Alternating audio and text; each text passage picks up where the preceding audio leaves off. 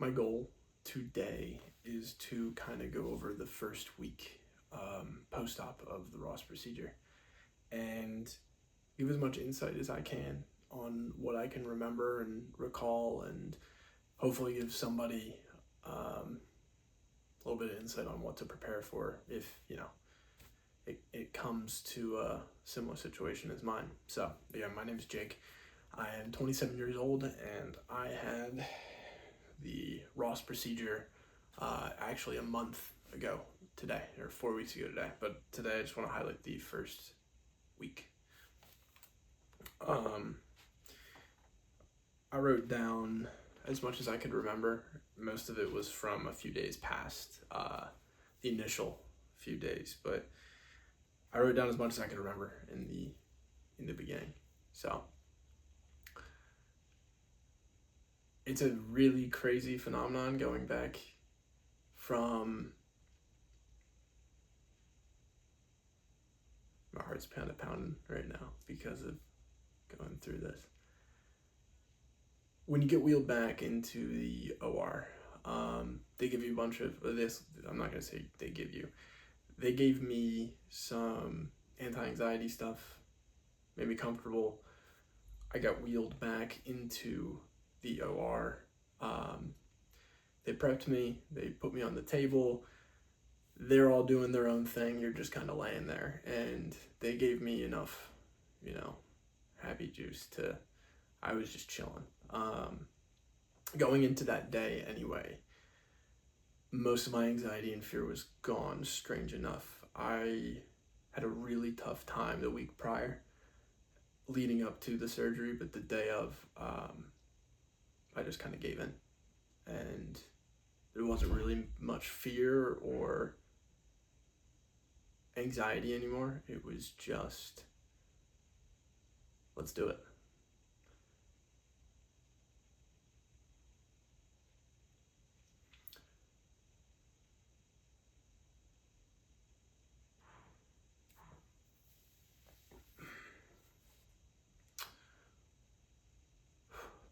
So anyway, you're back in the OR, and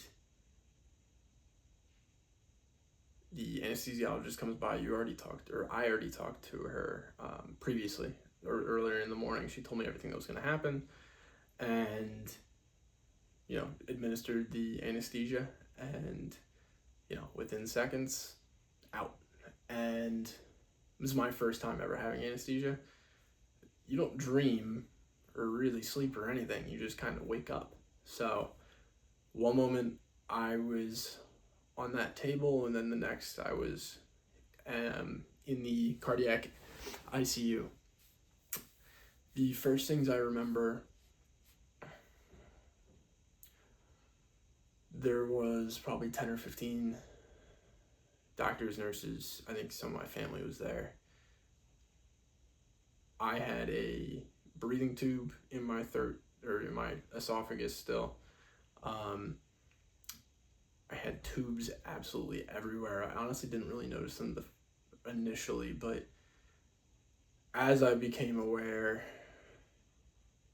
I was still in very much a daze, but I could see my family, I could see the doctors.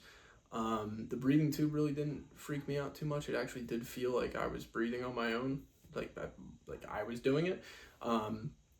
That wasn't too much of a problem. I was, like I said, I had tubes everywhere. I wasn't moving. I was still, in a daze trying to figure out what happened. And 30 minutes go by, they decided to take the breathing tube out. In that time frame, when I initially woke up, I had a migraine, and I've had chronic migraines my whole life, but I knew that one of the biggest risks for this surgery is a stroke. So when I woke up, that's immediately what I thought was happening. So as soon as they took the tube out, they told me not to talk or to do really anything, and that was the first thing I said is, I have a migraine. I've never had it like this before. Can you please figure out what's going on? They tested me for stroke symptoms, all that sort of stuff. Everything was fine. But as soon as they took that chest tube out, I quickly came to a realization that I just got sawed in half and that my sternum is freshly wired shut because breathing was incredibly difficult. Both in a way that's like functionally hard, but also the pain was stopping me from anything past like a little quick inhale.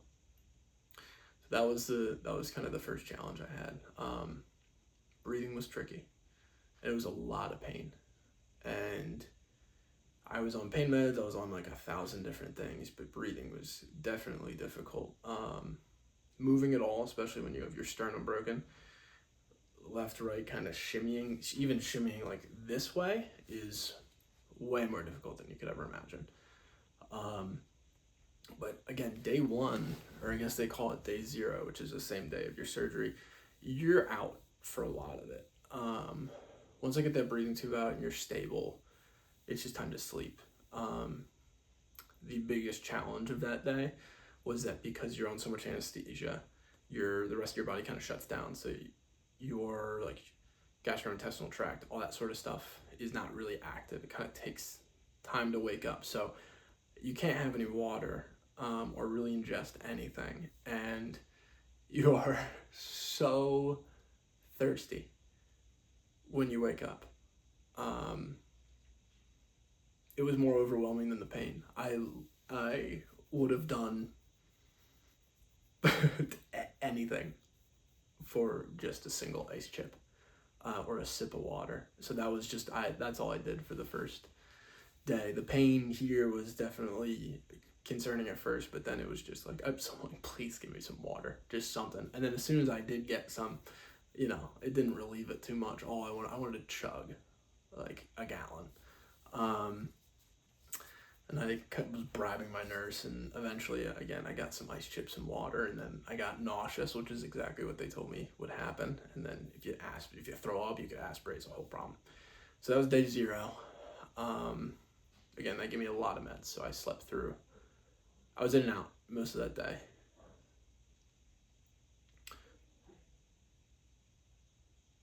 Day 1 was definitely the hardest day.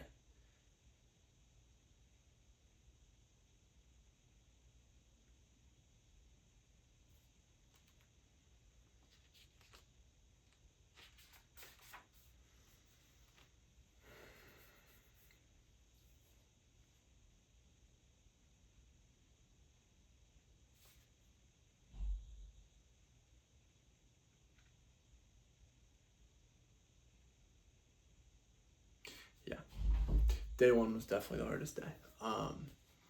Breathing was even more difficult, and because I was more aware, I wanted to move more, and the movements were excruciating. Day 1 was also the first day where I needed to stand up and go for a walk. Again, it was the actions of laying on your back to trying to sit upright, and I can't use my arms because the sternum's broken. So being able to shift in any direction with those ribs was excruciating, to the point where I would yell. And I'm someone that generally takes pain pretty well, and it was probably one of the most painful experiences I've been through. But the good news with that is that that's the worst of it. So if you can get through day 1, the day after surgery, that's when things get exponentially better down the road. But day 1 was rough. I'm not gonna lie. Breathing was hard. Did a lot of inspiratory spirometers. I think I said that wrong, but it's a little tool to try and expand your lungs. They found out that I had both my lungs were partially collapsed, and I had pericarditis to make it even worse. So not only was the sternum pain, honestly, the sternum pain wasn't the problem. When I talk about all this chest pain, it was more so localized around, both of my pecs. And it was on inhalation. It was because of the partially collapsed lungs and pericarditis, so pinpoint pain right here. So it's just inflammation around my heart, which naturally, they just cut it open and move some stuff around. So it's going to happen to some people. And it happened to me. So that was one of my biggest challenges. Standing up was it was definitely difficult. It was not as awful as I thought it would be, but it felt really good to get moving. Especially after I finished my first walk. And then the biggest change in my mindset came was when I went onto my second walk, which was just slightly easier than the first. And things like that were what really kept me going. And they did tell me previously that the day one is the worst, and they were right.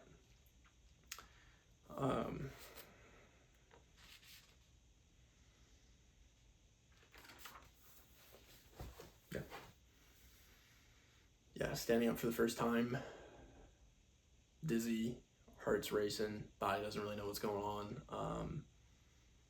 Not to mention the fact that in order to stand up, you have to get all of your IVs and chest tubes and everything in order onto a little walker in order to, move around, which is like a 5 or 10 minute ordeal depending on who your nurse is each time. So yeah, walking was a bit of an adventure, but it did give me, that was my hope, because every time I did it, it got easier. Days like 2 through 6 were exponentially better. Again, every day got a little easier with the walk. They eventually started, I think like day 3, I started getting some IVs out. So they ended up taking one of my arterial lines out, and then the next day would be like my jugular line, and then finally on day 5 and 6 they removed the chest tubes. Going backwards a bit, and I apologize for this story not being linear.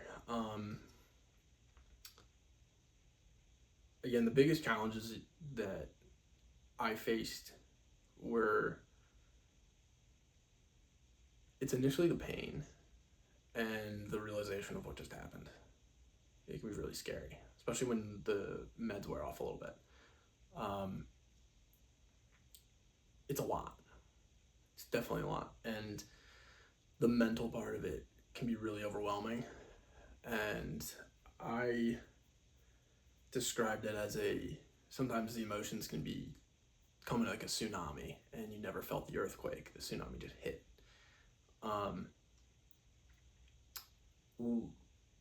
You're not sleeping very well either, whether it's pain or you get woken up to get an x-ray or lab or blood work, whatever, at like 3-4 in the morning. So your sleep schedule's all over the place. You're napping as much as possible. Your body needs it to heal. But there are moments where no one's there. There's no nurse. There's no family. It's like 1 in the morning, and you can always call your nurse. But those are some tough times. And I tried my best to collect myself and see, the progress I made in that short period of time. Look at the positives, that everything went well with the surgery, that this is just part of it. It's supposed to be hard. It's hard, and it's going to make me better and more resilient. I definitely had a bunch of breakdowns, but overall that kept me going. So that first week, again, the hardest days are day 1. When you first wake up, it is crazy, but it's to be expected. You just had heart surgery. So it's day 0, day 1 are rough, but if you can get through day 1, you can get to day 2. If you can get to day 2, it's 3 and 4 and 5 and 6. I found that I walked as much as possible. Some days I got up 5-6 times, I was just asking my nurse every single day to go on a walk with me. and I would kind of push another lap. Sometimes I would do 3 or 4 laps and just do as much as I could, not to be like exertionally exhausted, but I knew that I could do more. And it showed dividends. Literally, like the next day, I can feel it. And my chest tubes drained a little faster, and I could get all these things out a little faster. So I was in the hospital for a total of 6 days. I stayed in the area because I wasn't from Jacksonville, which is where I got the surgery. Just to have a checkup the following 2 days. So then I had 2 days outside of the hospital before I went back, and they cleared me to go home. So those 2 days were also a bit scary. Once you're out of the hospital, there's also a little mental block that no one's there to take care of you 24/7. Something goes wrong, there's no one to press a button to get you to hurry there. So that's another challenge in itself. There's gonna be a lot of mental warfare going on, especially early in this process, but it's only gonna make you stronger. And you have to go through it. There's nothing else you can do about it. Can't give up. Made this decision, and you gotta keep rocking. So that was my first week. I hope at least some of those details help someone kind of get ready for what's to come. I didn't sugarcoat anything. It sucks, but there are a lot of moments where you realize it's going to get better. It's going to get better a lot quicker than you think if you keep moving and keep pushing. So that was my experience with the Ross procedure, first week out.